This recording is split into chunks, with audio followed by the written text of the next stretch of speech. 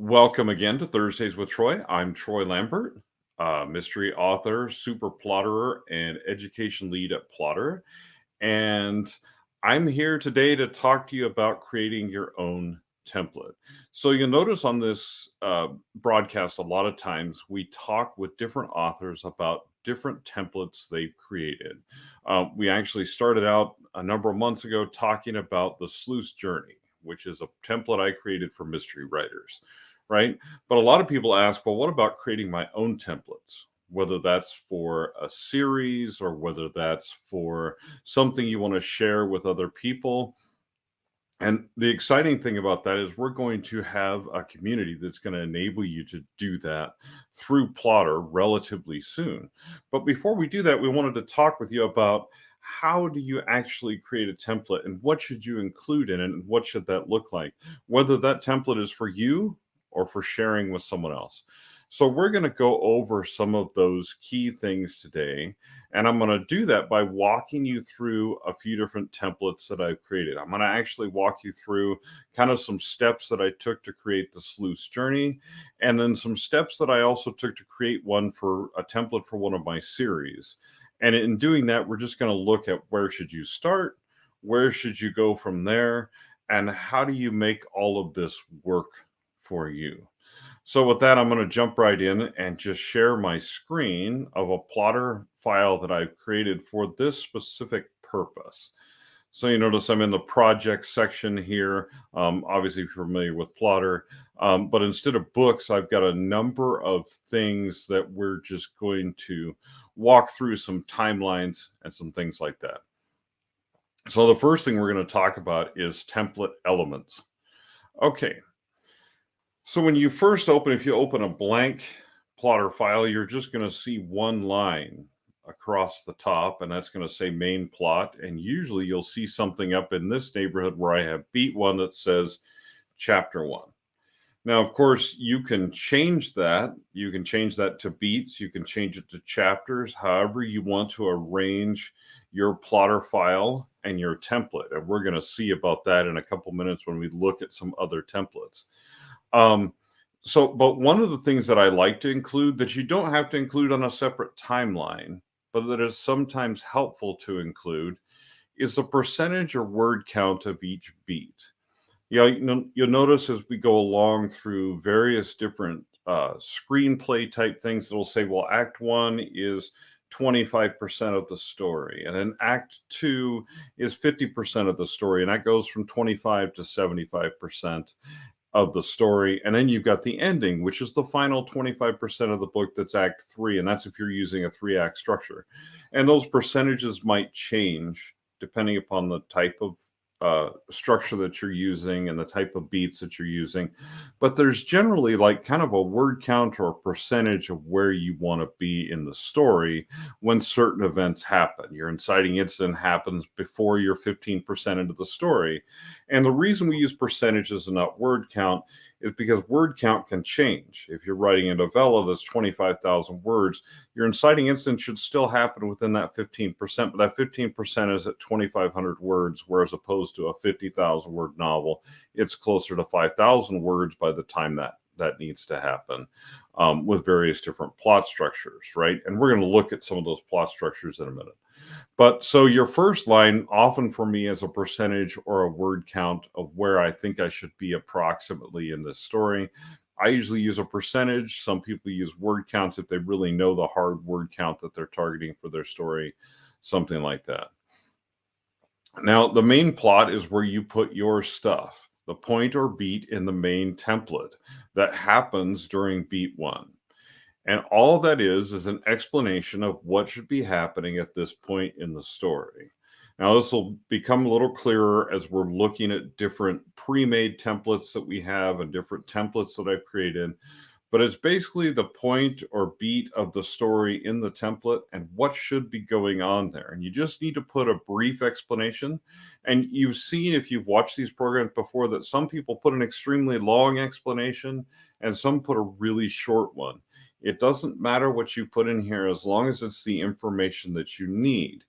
The key to remember is that if you're going to share your template with someone else, it also needs to be at least enough information that they can understand what you're talking about. You have to explain it to the person who's going to use the template, at least, or use the tool in at least a way that they can see and understand what do you mean by the inciting incident or the initial hook into the story or whatever it is that you're trying to get across. And we'll see more about that in a moment. Now, typically, you'll have a plot line for a subplot, and it's good to plot out your subplots, and you're going to see why as we look through other templates as well, because otherwise subplots are sometimes easy to forget or easy to neglect. So visualizing those by putting certain points on the timeline about that is a good way to keep track of your subplot and make sure that you actually follow that throughout the whole story, and the reader doesn't get down to the end and say, what happened in this romance that started in chapter 4? We never did resolve that. And that's a part of, depending on the template you use, using story circles or just making sure that you have things resolved by the end of the story that you've written. Okay, so you're going to have an underlying subplot generally, and it's a good idea to track that. Now, you might not have that on certain stories. So if it's a shorter story, especially, you may not have a subplot. So if you don't need it, if you're writing Kindle Vella stories or things like that, then you don't have to worry about it. And then following that, we're going to add things that are unique to your story and genre. This can be anything from character timelines. So if you've seen our demos before with the 3 little pigs, we have pig 1, pig 2, pig 3 as part of our character timeline because we're tracking where each character is in the story. Also, there can be a physical time. If it's important to your story, whether it's Monday or Tuesday or Wednesday, or you're writing something historical and the actual year matters to you, well, then you might have a timeline that says what month and year it is, or what era it is, or what other things you might be tracking. And of course, there's tons of other plot lines that you could have that you're following. If you're writing an epic fantasy or sci-fi, you might have several different character timelines, several different world timelines, some basic things like that. Time travel is another example where you can have a variety of plot lines. So these are the essential elements of a template. It doesn't really matter what template you're using or what you're trying to do with it, whether you're doing it for your own series or you're sharing it with someone else. These are just the basic elements you need. Is you need something that tells you where you're at in the story. You kind of need some hints as to what's supposed to happen at that section of the story. And then you just need the timelines that are unique to your story or your genre. So what does that look like when you actually put it into practice? Well, let's go out here and we'll look at something that I did. So first of all, what I highly recommend to you is that especially for creating your first couple of templates, that you start with something that's a well-known template. So for me, when I created the Sleuth's Journey, what I started with was the hero's journey. Okay, the hero's journey is very similar to the Sleuth's Journey, only the Sleuth's Journey is more geared towards mysteries, obviously, and the hero's journey is more of a general template. And there's actually absolutely nothing wrong with this general template, but I started with this because I already have tons of information here. You'll already see that I have the beginning of Act 1. It tells me what this section introduces the reader to: the hero, their normal everyday life. I have instructions under here, introduce readers to the hero and their world, the 3-dimensional character. And then I actually have a breakdown of the percentage, in this case, within the scene card, which you can do as well. You don't have to create a separate timeline for it. You can have it within the scene card that says, hey, this is part of Act 1. Act 1 makes up 25% of the story. The ordinary world should take approximately 12% of the story. I like to say, 10 to 15% of the story is where we're introducing the ordinary world. Now, you don't have to do this in a boring way. There need to be hooks and other types of things in there, and you could add those details in if you feel that that's necessary. But this is the general hero's journey timeline that I started with. Okay. And so I started with a known formula. The hero's journey is a formula that works if you read popular books, watch popular movies and television shows. You can see the hero's journey done over and over and over again. Okay, it's kind of like Kurt Vonnegut says with the shape of stories, you're welcome to write those shapes of stories over and over again because it's been done and we know that it works, right? But in this particular case, rather than just sticking with this and going, okay, crossing the first threshold and then trying to think in my mind, what would that first threshold be for a detective? What would that first threshold be for for a mystery type of story? Instead, what I did was I broke things out. So my recommendation is that you start with a known template. Now, you don't have to start with the hero's journey. If you remember with Plottr, we have there are tons and tons of templates that you can start with. And so any of those templates will work for creating your own template. So the way I would recommend that you do that is you simply open up something new here and you click on it and you say, okay, well, maybe I want to use a template here. And then you say, okay, I want to use the 8 sequences method, and you choose that and it populates that in. And then I can change this to whatever I want it to be. Okay. So if I started a project that way, then I can, up here on my main plot, I can create my own template. And there's some things we can do with that. I'll show you what that looks like. So I started with a known formula, the hero's journey. Then I added the things that I needed specifically by creating the sleuth's journey. So I started with, you'll notice my main plot line in this one basically says the hero's journey. This is the sleuth's journey that I record on this timeline itself. But instead of just copying off the hero's journey, I introduce the sleuth's ordinary world. Now, I don't have as much detail in this as I have in the over in the hero's journey, but I have something that tells me where I'm at in the story. This includes the setting, the establishment of the character and their job, whether they're a private eye, a cop, a photographer, a novelist, like Agatha Christie, like Murder, She Wrote, or whatever the case may be. And at least one unique trait at this point that gets the reader to go, oh, I kind of like this character. Something about this character that the reader can relate to. This is what keeps them reading through the ordinary world. And I also usually do this, especially in a mystery, I do this through an action scene and some kind of a hook, whether it's the end of their last case or whatever the case may be. I introduce the sleuth's ordinary world in some way that's unique to that particular sleuth, okay, and gets the reader really looking at who this is and why they would want to follow them through an entire book. Okay. And then we go on to the sleuth's world is disrupted, which is just like the hero's world disrupted, but we've added some more things that are directly related to mystery.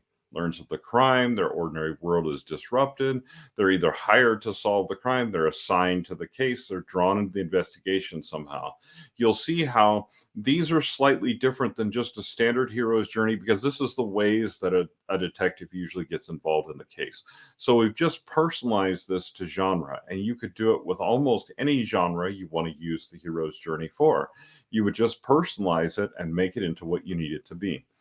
But now we're going to move down because we've added some other things to this story. First of all, you notice that we've done with an introduction and then we've gone with beats all the way across. The hero's journey is about 12 beats long. You notice that this is about 15 beats long. It's just a little bit different. We've added a few more things because of basically the nature of crime and the crime itself. Okay. So we've added some things up top here. We've added a few things and we've charted our hero's journey. Now, next we're going to chart the victim's plot line, because in a mystery, obviously, the more that a reader identifies with the victim, the more they root for the hero to solve the crime. If we don't care about the victim, it's very difficult to get the reader involved in the mystery. Who cares? Okay, we've got a victim. He dies. What's the big deal? Unless we care about that victim, it doesn't really matter. So I put this in here because I want to remind myself to humanize the victim. I want to show that the victim's world disrupted. Now, when is the victim's world disrupted? Well, generally speaking, when a crime is committed against them, when their property is stolen, when they're killed, when they're assaulted, whatever the case may be. and at least one unique trait that causes the characters to care about the victim as much as they care about the sleuth. And same thing with we have an empathy trigger here where the sleuth finds out more about the victim. And that's why they're set on the path to solve the mystery. And this is where the reader starts to feel empathy as well for your victim. Okay, but we won't spend a lot of time going through all of this. There's actually a whole video that goes through the sleuth's journey. But we did also add the villain's plot because we want to make sure that we're emphasizing what's happening with the villain. Okay, because this is a mystery. So the villain's ordinary world, even if their ordinary world is committing crime, when they commit a specific crime, their world is disrupted. The same as the hero's world is disrupted, the same as the victim's world is disrupted. So we want to be sure that we track that in a mystery. Okay, and then almost every mystery will have a subplot of some sort. It'll either be a romance or something from the detective's past or some other kind of underlying mystery that perhaps is running through an entire series, which is the case for my Max Boucher series, where there's an entire mystery underlying the whole thing, where he's trying to solve a mystery of what happened to his family years before that doesn't always relate to the main mystery, but it's still something that he's pursuing in the background. So I need to be sure that I am adding those elements in. And a lot of what subplot is, again, like we talked about in the original, what you need in a template is to remind me that I can't forget to add elements of this subplot in, because I get so involved in the main mystery. Otherwise, the reader is going to wonder what happened to this. Why did it disappear? Why is it no longer part of the focus? Okay, so we do that, right? So this is how I created the sleuth's journey. I started with the hero's journey, which is the top line. I added things to the hero's journey to satisfy what mystery readers are looking for. I added a victim and villains plot line, which are things I need for my story, and then I added a subplot. Now, usually if I'm actually creating this for one of my books, then I'll add character plot lines down the side as well. And you'll see that when we look in more detail at another template that I created. Okay, so we're going to look at a template instead that I created for a series. Okay, so in a series, there's an underlying B plot, but there's also a certain formulaic element and certain things that are common to all the different books. So I started in this particular case with the 12-act mystery. Now, why did I start with that, not the sleuth's journey, which I also created, is because the 12-chapter mystery formula is a little shorter. It happens a little quicker. And the Capital City Murders, which I created the next template for, is a series of novellas, not novels. And so what happens with those is because I tend to overwrite the plot and underwrite description, if I have a sleuth's journey mapped out for those particular stories, what ends up happening is I write over my word count and I still have to add description in. And so now I have a ton more editing and revision to do. And because I generally release those pretty quickly, that creates a challenge, okay, that I don't really want to overcome. And that's a potential for me to create writer's block for myself, or wondering what I should delete, or making a whole bunch of work for my editor, who I also already have to buy bottles of booze for on a regular basis, because I'm me and I write things and she has to edit them. So I started with this instead. You notice that I started with a proven formula, just like I did with the hero's journey. The 12 chapter mystery formula is a pretty good one. It's pretty common. All those type of things, people know about that formula, and it works really well for readers. So now I took that and I pulled it into this mystery formula.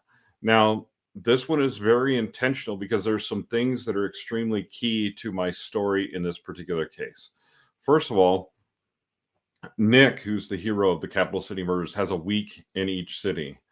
I have to make sure that I have every day of the week. One of the things that was difficult in the early books is it'd be like, okay, it's Thursday and I've resolved everything, and now he's got 2 more days in the city. Or it's Thursday and I haven't figured anything out yet, and he's only got 2 more days in the city. He's actually got to finish his assignment, which is a photo assignment, and solve the mystery at the same time. So I had to make sure that somehow I had included in all of these things all the days of the week. So you notice I've done a 4-act structure. Okay, I've done 12 chapters, and then I've added chapter 13 if needed, which generally is like Nick's starting to head to the next city. It's basically what helps people to continue the series, and shows where he's going next in this particular city. So to explain the plot really quick, this guy is a freelance photographer. He's been assigned to go around the country and photograph all 50 state capitals. During that process, he obviously has to take photos of the 50 capitals, but along the way, he encounters a mystery in every single one of the cities of the 50 states. So you know that this is clearly there's 50 state capitals, so you can probably do the math and figure out exactly how many novellas are going to ultimately be in this series. If you can't, contact me and let me know. So it's very important. Obviously, the day of the week is a very important part. We also have to have the main mystery, okay, because this is kind of a combination type genre. We're also highlighting things about the various different capital cities as Nick travels to them. So we want to talk about the sights and sounds that are there. We want to talk about the restaurants that are there and the various different touristy places that Nick can go, because we're highlighting the state capitals as well.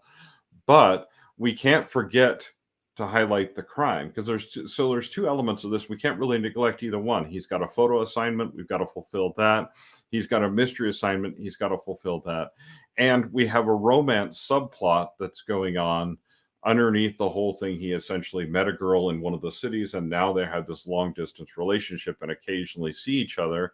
And she's not really keen on him being involved in mysteries. And of course, neither is Nick's editor, who is much more concerned with his assignment. So this produces some natural levels of conflict in each book. So even though it looks very formulaic, we can move these things around. So his daily contact with Sandra, we can move that, we can duplicate that. The trouble brewing, we can move that around. We can move around these check-ins for the various different books, but the essential thing is we can't forget that at some point during the week, Nick needs to check in with his editor. He can't go through a city without checking in with her. He can't go through a city without checking in with his parents who are back in Boston, right? If he does that, it ruins the story, the overall series story for the reader. So all of these things are necessary for each series. So when I start plotting out each series book, I start with this template right here that I've created for my series that has all the elements of that series. So you would do the exact same thing with your series. Now, maybe the day of the week isn't important, so you could delete that particular one. Obviously, photos may not play a role at all in any of your stories ever, and that would be totally understandable. So you would just eliminate that timeline and substitute it with the things that do matter to your story. But this is the elements of creating a template. So this one, I've just taken the 12 chapter mystery formula. I've pretty much done it straight across to the various different chapters, but I have just modified it to be specifically for a series that I'm writing that has the specific elements that I need. So that is one of the many ways to create a file. Now, to do this really quick, we'll pull out really quick and talk about this for a minute, because the way that you start this in Plottr is probably a little bit different than what I have shown you here, because obviously I'm doing it inside of another story. And there's some other key things that you need to remember about creating a template for a series. So I'm going to share something a little bit different here. I'm going to share a slightly different window and walk you through the process of creating an actual template in this way. So the first thing you're going to do is you're going to start with this screen right here, which is we're going to create from a template. Okay, and we're going to choose a template. We're going to create a brand new Plottr file from that. Now, the reason for that is I don't want to, when I create a template, I don't want to have a lot of extraneous things. I want to have just what I need for that book and series. And then once I go to create a new book in that, I want to actually duplicate that template, rename it, and then start the book. I don't want to do that actually in the template file, because then as it auto saves that will overwrite my template, and every book that I create after that, I'll have to go through and just make changes, and I don't want to do that. Okay, so in this particular case, what we're going to do, we're going to select something, and instead of selecting, we're going to select something really simple. So we're going to go down and select the story circle method. Okay, now there's only 2 plot lines, there's about 8 beats, and then there's just these very simple scene cards. So we're going to select this project here because it's a really simple one to create from. So we're going to create a brand new project. We're going to create our own template on this plot line. So we're going to call this my template. Okay. And so this is going to be our main plot for our template. So this is really simple formula for the story circle. You need, a character in a zone of comfort. They want or need something. They enter an unfamiliar situation. They adapt to it. They find what they wanted. They pay its price. They go back to where they started, and they're now capable of change. It's a very simple formula, but you can chart your characters. Underneath that, you can say, here's my main character. And if all of your series are going to follow this same thing, you can say, here's my supporting character. And then you can have your bad guy or obstacle, right? And so when the hero is in a zone of comfort, the bad guy is in a zone of discomfort. They go against each other. But so you would go through and create all the timelines over here that you need. You can leave this as chapters, you can leave it at beats, whatever you want to leave it as, and then you create the things that you need to make your template work. Right now, once you're done with that, you can hit this save as template, and once you save it, I'm going to say this is my special template. Then I save it. Then when you go back to, for instance, when you start a new book here and you click on it, when it says use template, now you'll see my special template is now there. If I click on that, I see what I've created, which I really didn't create much of that except for some additional plot lines, but that is fine. And when I choose that, it comes up that way. Okay, so now I can use this template for any number of books in a project, any number of books in a series. I can go back to the dashboard and start this from my own project. Okay, so that's about it for creating your own template. You essentially just create the elements that you need for your particular story. You customize them for your particular story, and then you hit save as a template and you save it. And then you can share that template as a Plottr file with someone else, or you can use that Plottr file over and over again to start plotting particular books in your series or in your world, however you want to do that. I hope this was really informative, that it gives you some good information about how to create your own templates, how to set those up, and then how to save them and how to share them. Anyway, thanks for joining us for Thursdays with Troy, and we'll see you next week. Bye, everybody.